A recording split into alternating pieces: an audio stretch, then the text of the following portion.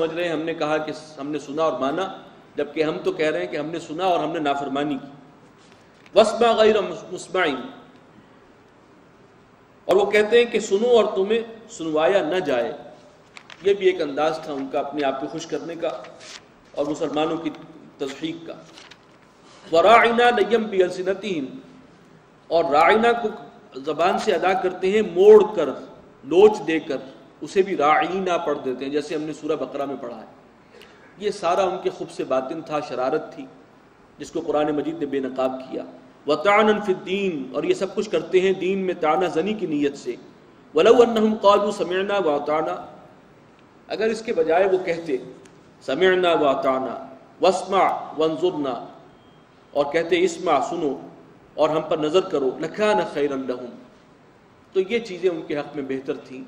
یہ جو کچھ شرارتیں کرتے رہے ہیں اس کی بجائے جو صحیح الفاظ ہیں انہیں ادا کرتے تو بہتر ہوتا، واقوم، اور یہ زیادہ درست ہوتا۔ وَلَٰكِن لَعَنَهُمُ اللَّهُ بِكُفْرِهِمْ، لیکن اللہ تعالیٰ نے ان کے ناشکری اور کفر کے سبب ان پر لعنت فرمائی ہے۔ فَلَا يُؤْمِنُونَ إِلَّا قَلِيلًا، تو اب یہ ایمان لانے والے نہیں ہیں سوائے معدود چند کے۔ قرآن نے تو صاف کہہ دیا کہ ان میں سے بس گنتی کے چند ہی ایمان لائیں گے، یہ ایمان لا کر دینے والے نہیں، اور واقعی ایسا ہی تھا۔ یا ایھا الذین اوتوا الکتاب، اے وہ لوگوں جنہیں کتاب دی گئی، آمنوا بما نزلنا مصدقا لما معکم، ایمان لاؤ اس پر کہ جو نازل فرمایا ہے ہم نے، اور یہ کلام تصدیق کرتا ہے اس کتاب کی جو تمہارے پاس ہے، تورات کی۔ من قبل ان نطمس وجوہا، ایمان لے آؤ اس سے پہلے کہ ہم چہروں کو مٹا دیں، فنردھا علی ادبارہا، اور پھر چہروں کو الٹ دیں ان کی پیٹھ کی طرف، پیچھے، یعنی ہم پھر حلیے بگاڑ دیں گے۔ او نلعنہم کما لعنا اصحاب السبت، یا پھر ہم ان پر لعنت کریں گے جیسے کہ لعنت کی تھی ہم نے اصحاب السبت پر۔ اور وہ لعنت کا انداز کیا تھا کہ انہیں مسخ کی سزا دی گئی، انہیں بندروں کی شکل میں بدلا گیا، اور پھر ذلیل و خوار ہو کر وہ سب ختم ہوئے۔ یہ سب کچھ تمہارے ساتھ ہو سکتا ہے اب بھی۔ وَكَانَ أَمْرُ اللَّهِ مَفْعُولًا، اور اللہ کا جو فیصلہ ہے وہ تو ہو کر ہی رہتا ہے۔ إِنَّ اللَّهَ لَا يَغْفِرُ أَن يُشْرَكَ بِهِ، دیکھو اللہ تعالیٰ اس کو معاف نہیں کرے گا، اس کو نہیں بخشے گا کہ اس کے ساتھ شریک کیا جائے، کسی کو اس کے ساتھ کسی بھی نوعیت کا شرک کیا جائے۔ یہ آیت اسی صورت میں 2 مرتبہ آئی ہے کہ شرک کے لیے کوئی معافی نہیں ہے۔ لیکن معافی نہیں ہے سے مراد کیا ہے کہ دنیا میں تو انسان کو موقع ہے موت سے پہلے اگر وہ سچی توبہ کر لے تو معافی ہے۔ ایک کافر بھی جو ہے اپنی زندگی کے آخری حصے میں ایمان لے آئے تو سابقہ گناہ سارے معاف ہو گئے۔ لیکن ایک شخص نے اپنے ایمان کے ساتھ شرک کی بھی آلودگی شامل کر رکھی ہے، اور اس شرک کی توبہ کی اسے توفیق نہیں ہوئی، فرمایا ایسے لوگوں کے لیے کوئی بخشش نہیں۔ وَيَغْفِرُ مَا دُونَ ذَلِكَ لِمَن يَشَاءُ، ہاں اس سے کم تر جو بھی گناہ ہوں گے اللہ تعالیٰ بخش دے گا جو چاہے گا۔ شرک سے کم تر گناہ اگر ان کی توبہ کی تمہیں توفیق نہیں بھی ملی، پھر بھی ان کے معاملے میں اللہ کے ہاں کوئی رعایت ہو سکتی ہے، گنجائش ہے، لیکن وہ بھی گارنٹی نہیں ہے۔ جس کے لیے چاہے گا جتنا چاہے گا اتنا معاف کرے گا، شرک کے لیے کوئی بخشش نہیں۔ وَمَن يُشْرِكْ بِاللَّهِ، اور جس کسی نے اللہ کے ساتھ شرک کیا، کسی کو شریک ٹھہرایا اللہ کا، فَقَدِ افْتَرَىٰ إِثْمًا عَظِيمًا، تو اس نے تو بہت بڑا طوفان باندھا اللہ پر۔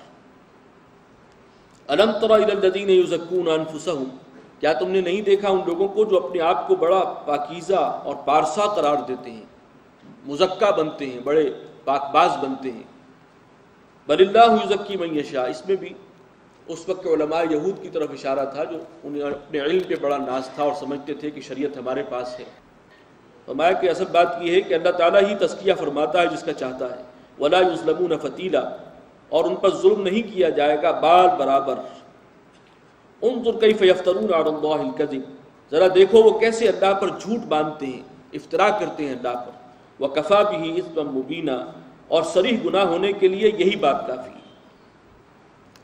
أَلَمْ تَرَ إِلَى الَّذِينَ أُوتُوا نَصِيبًا مِنَ الْكِتَابِ، کیا تم نے نہیں دیکھا ان لوگوں کو جنہیں کتاب میں سے ایک حصہ دیا گیا؟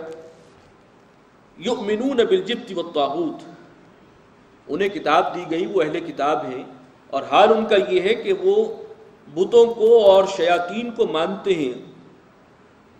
وَيَقُولُونَ لِلَّذِينَ كَفَرُوا، اور کہتے ہیں کافروں کے بارے میں، هَؤُلَاءِ أَهْدَىٰ مِنَ الَّذِينَ آمَنُوا سَبِيلًا، کہ یہ جو مشرکین مکہ ہیں، یہ جو کافر ہیں، یہ ہمارے نزدیک مسلمانوں سے زیادہ ہدایت یافتہ ہیں۔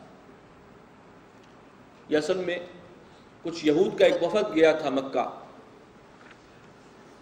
ظاہر بات ہے کہ مسلمانوں کے خلاف ہی کوئی گٹھ جوڑ مقصود تھا، قریش مکہ سے ملا وہ سرداران قریش سے، تو وہاں جا کر انہوں نے خیر سگالی کے جذبات کے تحت بتوں کے حق میں بھی کچھ اچھے تحسین آمیز کلمات کہے، کچھ تعظیم کی ہوگی، ہو سکتا ہے کوئی پھول وول ان پر چڑھا دیے ہوں، اور پھر ساتھ ہی یہ کہا کہ جو یہ مسلمان ہیں ان کے مقابلے میں تم لوگ ہمارے خیال میں زیادہ راہ راست پر ہو، وہ تو بہت ہی گئے گزرے ہیں، بہت ہی گمراہ ہیں، تم ان سے بہت بہتر۔ یہ حال ہے ان کا، ان لوگوں کا جو حضور کو پہچان چکے ہیں صلی اللہ علیہ وسلم کہ ہاں یہی وہ آخری نبی ہیں جو جن کی بشارتیں، سب کچھ جاننے کے باوجود جب کسی کی عقل اوندھی ہوتی ہے اور وہ جب انتقام اور حسد کی وجہ سے اس کا دماغ الٹا ہوتا ہے تو اس طرح کی حرکتیں کرتا ہے۔ اولئک الذین لعنہم اللہ، فرمایا کہ وہ لوگ ہیں جن پر اللہ نے لعنت کی ہے، ومن یلعن اللہ، اور جس پر اللہ تعالیٰ لعنت فرما دے، فلن تجد له نصیرا، تو تم اس کے لیے کوئی مددگار نہ پاؤ گے۔ ام لہم نصیب من الملک، کیا انہیں بھی کوئی حصہ ملا ہے اختیار میں اور اقتدار میں اور حکومت میں؟ کیا وہ اس بات کا اختیار رکھتے ہیں کہ اللہ تعالیٰ کا یہ فضل وہ تقسیم کریں کس کو ملنا ہے، یہ نبوت کس کو ملے اور کس کو نہ ملے؟ فَإِذًا لَا يُؤْتُونَ النَّاسَ نَقِيرًا، اور اگر کہیں یہ اختیار ان کو مل جاتا تو یہ دوسرے لوگوں کو ایک تل برابر بھی کوئی چیز دینے کے لیے تیار نہ ہوتے، یہ تو خزانے کا سانپ بن کر بیٹھ جاتے۔ ام یحسدون الناس علی ما آتاہم اللہ من فضلہ، یہ پھر وہی بات آ رہی ہے جس کو سورہ بقرہ میں قرآن نے نمایاں کیا تھا کہ اصل میں حسد کی وجہ سے یہ انکار کر رہے ہیں۔ ام یحسدون الناس، کیا یہ حسد کرتے ہیں لوگوں سے، علی ما آتاہم اللہ من فضلہ، اس پر کہ جو اللہ تعالیٰ نے اپنے فضل سے انہیں نواز دیا، یہ نبوت و رسالت اب بنو اسماعیل کو مل گئی ہے، اس بات کا حسد ہے۔ فقد آتینا آل ابراہیم الکتاب والحکمہ، تو دیکھو ہم نے تو ابراہیم ہی کے گھرانے میں انہی کے خاندان کو کتاب بھی عطا کی ہے اور علم و حکمت سے بھی انہیں نوازا ہے۔ وآتیناہم ملکا عظیما، اور ہم نے ان کو ملک عظیم، ایک بڑی حکومت عطا کر دی، یعنی اللہ تعالیٰ نے یہ فیصلہ کیا تھا کہ ابراہیم کے بعد نبوت و رسالت انہی کے خاندان میں ہوگی، تو بنو اسماعیل بھی تو انہی کا خاندان ہے، آخر حضرت ابراہیم ہی کی اولاد ہے، تو ابراہیم کے گھرانے سے تو نبوت و رسالت باہر نہیں نکلی۔ باقی یہ ہے کہ تمہیں چونکہ بنی اسرائیل میں نہیں ہے، اب تم حسد پر اتر آئے ہو تو یہ اور بات ہے، ورنہ اللہ نے اپنی کوئی بات جو ہے اس کو تبدیل نہیں کیا، جو بات اللہ نے پہلے طے کی تھی اسی کے مطابق معاملہ ہوا۔ فَمِنْهُمْ مَنْ آمَنَ بِهِ، تو ان میں سے کچھ ہیں کہ جو اس پر ایمان رکھتے ہیں، اس قرآن پر، حضور پر صلی اللہ علیہ وسلم۔ وَمِنْهُمْ مَنْ صَدَّ عَنْهُ، اور ان میں وہ بھی ہیں کہ جو اس سے رکے ہوئے ہیں، جنہوں نے اس سے منہ موڑ لیا ہے۔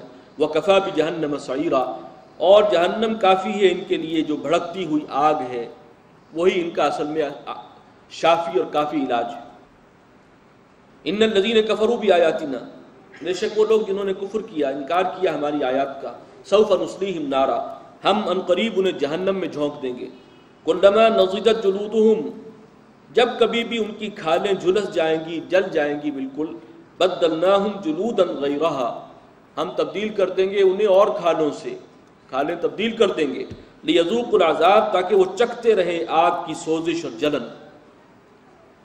ان اللہ کان عزیزا حکیما، بے شک اللہ تعالی عزیز ہے، غالب ہے، زبردست ہے، حکمت والا۔ والذین آمنوا وعملوا الصالحات، ہاں وہ لوگ کہ جو ایمان لائیں اور پھر نیک عمل کریں، اچھے عمل کریں۔